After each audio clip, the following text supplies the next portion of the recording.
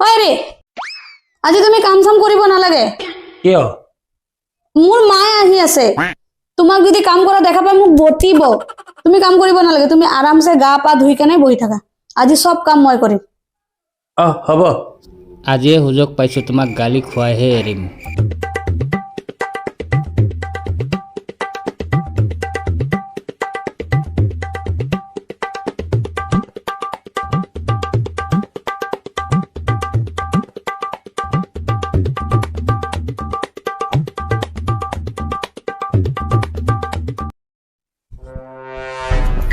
মামনি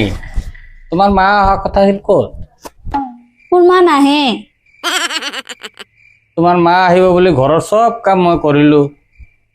ভালকে ক'লেতো তুমি এনেও নুশুনা সেইকাৰণে মাৰ কথা কৈয়ে কাম কেইটা কৰালো আমি পাৰি না আৰ পাৰি আমি কেন মৰি না